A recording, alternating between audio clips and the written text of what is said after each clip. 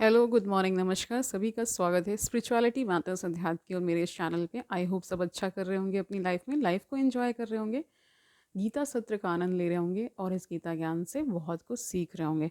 तो हमने षष्ठम अध्याय शुरू किया था, ध्यान योग, जिसका शीर्षक है। अभी तक हमने 41 श्लोक तक कर लिया था। ठीक है, तो आज 42, 43 एंड 44 करेंगे।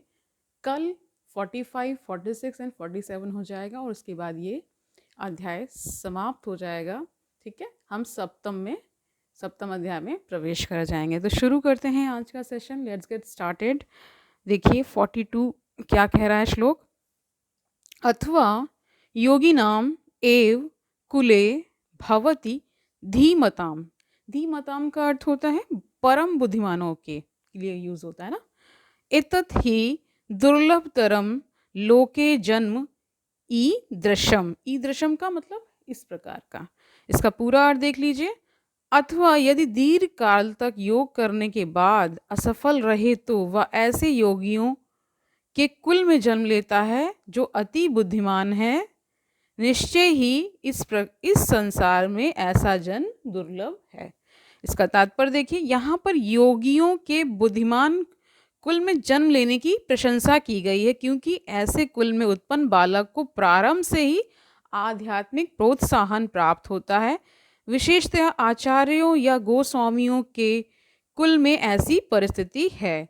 यानी कि जब मान लीजिए इस जन्म में चूक गए तो अगले जन्म में अच्छा एक ऐसा परिवार मिलेगा जो आध्यात्मिक, जिसकी बेंडिंग होगी, जिसका इंक्लिनेशन कहाँ होगा, आध्यात्म की ओर होगा।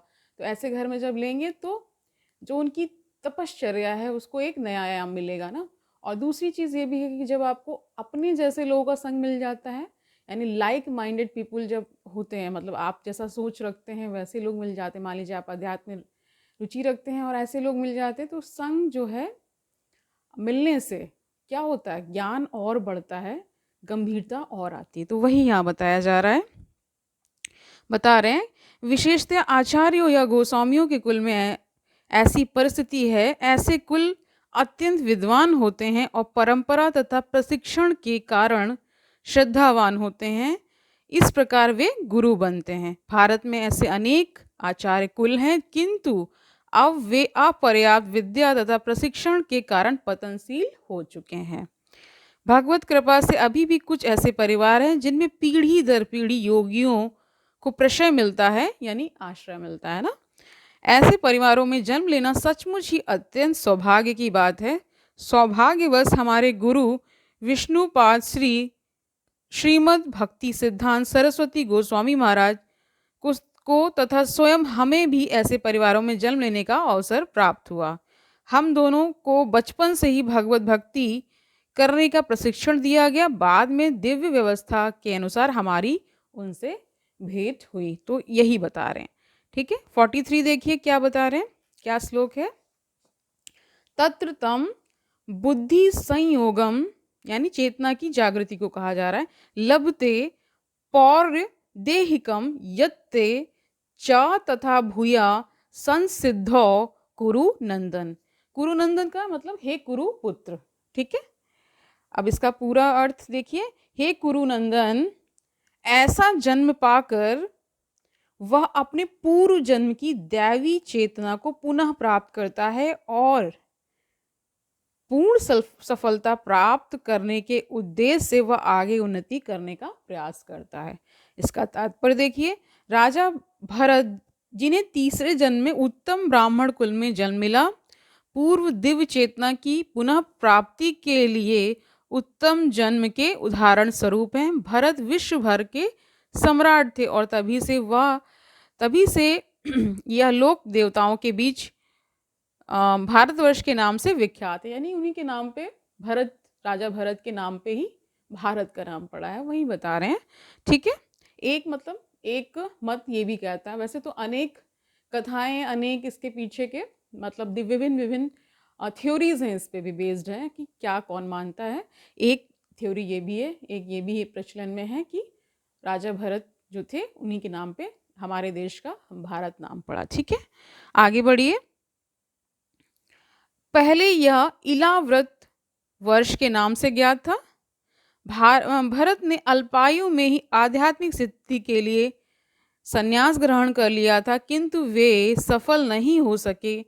अगले जन्म में उन्हें उत्तम ब्राह्मण कुल में जन्म लेना पड़ा और वे जड़ भरत कहलाए, क्योंकि वे एकांतवास करते थे तथा किसी से बोलते न थे। बाद में राजा रहु गण ने इन्हें महानतम योगी के रूप में पाया। उनके जीवन से यह पता चलता है कि दिव्य प्रयास अथवा योग अभ्यास कभी व्यर्थ नहीं जाता।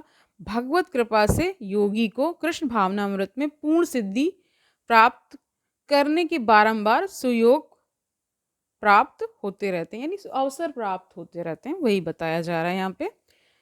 44 देखिए, पूर्व अभ्यासेन तेन एव ह्रियते ही अवश्य अपि सह जिज्ञासु अपि योगस्य शब्द ब्रह्म अति वर्तते। अति वर्तते का अर्थ होता है परे चले जाता है ना। इसका पूरा अर्थ जानिए। अपने पूर्व जन्म की दैवी चेतना से वह न जानते हुए भी स्वतः योग के नियमों की ओर आकर्षित होता है। ऐसा जिज्ञासु योगी शास्त्रों के अनुष्ठानों से परे स्थित होता है। इसका तात्पर्य देखिए, उन्नत योगी जन शास्त्रों के अनुष्ठानों के प्रति अधिक आकृष्ट नहीं होते, किंतु योग नियमों के प्रति स्वतः आकृष्ट होते हैं, जिनके द्वारा वे कृष्ण भावनामृत में आरूढ़ हो सकते हैं। श्रीमद् भागवत उन्नत योगियों द्वारा वैदिक अनुष्ठानों के प्रति अवहेलना की व्याख्या इस प्रकार की गई। हे भगवान, हे भगवान, जो लोग आपके पवित्र नाम का जाप करते हैं या जप करते हैं, वे चांडालों के परिवार में जन्म लेकर भी आध्यात्मिक जीवन में अत्यधिक प्रगत होते हैं। ठीक है, ऐसे जप करता निसंदेह सभी प्रकार के तप और यज्ञ कर चुके होते हैं, तीर्थ स्थानों में स्नान कर चुके होते हैं और समस्त शास्त्रों के अध्ययन कर चुके होते हैं। इसका सुप्रसिद्ध उदाहरण भगवान चैतन्य ने प्रस्तुत किया, जिन्होंने ठाकुर हरिदास को अपने परम प्रिय शिष्य के रूप में स्वीकार किया। ठीक है, तो चैतन्य महाप्रभु ने ही क्या किया था, ठाकुर हरिदास जी को अपने शिष्य के परम प्रिय शिष्य बोला गया है के रूप में स्वीकार किया था। यद्यपि हरिदास का जन्म एक मुसलमान परिवार में हुआ था, किंतु भगवान चैतन्य ने उन्हें नामाचार्य की पदवी प्रदान की, क्योंकि वे प्रतिदिन नियम पूर्वक 3 लाख भगवान के पवित्र नामों हरे कृष्ण कृष्ण कृष्ण हरे हरे, हरे राम राम राम हरे हरे का जप करते थे। ठीक है, समझ गए? कितनी बार? 3 लाख बार करते थे। ठीक है, और चूंकि वे निरंतर भगवान के पवित्र नाम का जप करते रहते थे, अतः यह समझा जाता है कि पूर्व जन्म में उन्होंने शब्द ब्रह्म नामक वेद वर्णित कर्म कांडों को पूरा किया होगा। अतएव जब तक कोई पवित्र नहीं होता, तब तक कृष्ण भावनामृत के नियमों को ग्रहण नहीं करता या भगवान के पवित्र नाम हरे कृष्ण का जप नहीं कर सकता। तो यहाँ पे भी बता दिया गया है कि कुछ तो उनमें विशेष होता है, तभी वो इस ओर आकृष्ट होते हैं ना, यानी भक्ति मार्ग पे या आध्यात्मिक उनका जीवन होता है, इस प्रकार बताया गया। तो आज के लिए इतना ही रखते हैं। ठीक है, कल हम ये चैप्टर कंप्लीट कर लेंगे। ओके, तब तक क्या करना है आपको? तब तक आपको जितने भी सेशंस आप ले रहे हैं उनका अध्ययन मनन चिंतन करिए और कुछ नया जानने की कोशिश करिए। ठीक है, जब आप डिफरेंट जॉनर की बुक्स को पढ़ेंगे ना, तो आपको एक इंसाइट मिलता है, मतलब आपके अंदर से भी कुछ निकलता है ना। जब कहते हैं ना कि पढ़ना क्या है, भरना है, और लिखना क्या है, छलकना है। ठीक है, जब तक पढ़ेंगे नहीं, भरेंगे नहीं, तब तक छलकेंगे कैसे, मतलब ज्ञान कैसे निकलेगा। ठीक है, और चर्चाएं तो विविध करते ही रहनी चाहिए। जो भी आपके प्रियजन हैं, जिनसे आप कंफर्टेबल हैं, उनसे थोड़ी सी चर्चाएं वगैरह कीजिए। और ये सब बताया गया, कीर्तन संकीर्तन भी करते रहना, नाम जप भी करते रहना, जो भी प्रिय नाम आपको लगता हो, राम कृष्ण शिव, ठीक है, माता, जो भी माता रानी, जो भी आपको नाम प्रिय लगता हो, ठीक है, उनका आप क्या कर सकते हैं, जप कर सकते हैं, जाप कर सकते हैं।